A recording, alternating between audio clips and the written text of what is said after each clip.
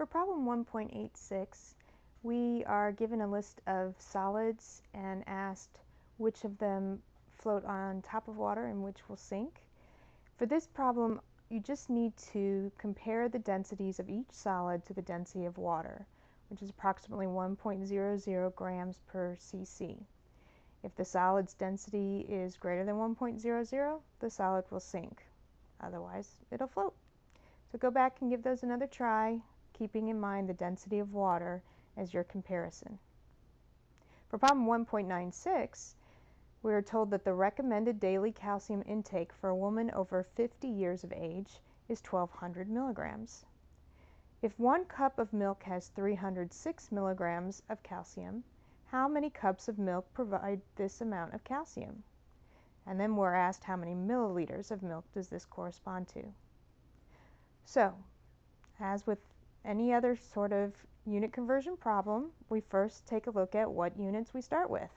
In this case, it's the milligrams per day. What units do we want to end with?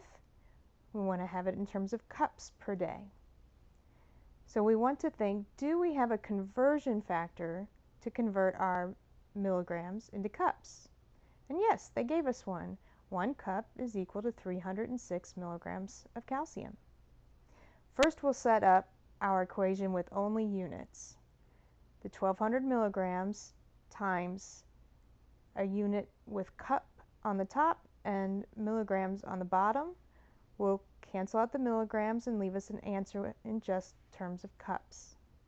So let's plug in our numbers now. 1,200 milligrams times 1 cup per 306 milligrams of calcium equals 3.9 cups. I'm writing this down at this point with two significant figures because 1,200 has 2. These zeros are not significant because there is no decimal place and they come at the end of a number. Now for the second part, they want to know those 3.9 cups in terms of milliliters. You want to keep all of your digits from the first calculation. To continue, I'm just continuing to abbreviate it as 3.9 cups.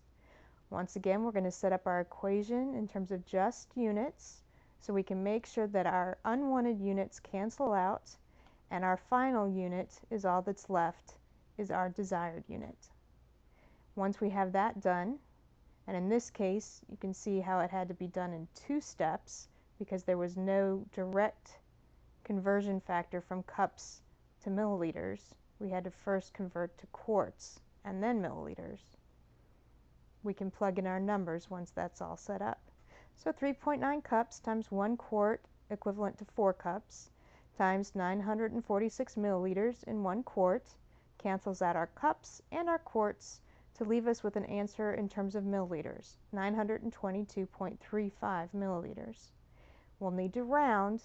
Again, we started with 1,200 milligrams. Go back to the very beginning, and in that number there's only 2 significant figures, so we'll keep our highest value digit for our first significant figure and our second highest, the 2, for our second significant figure.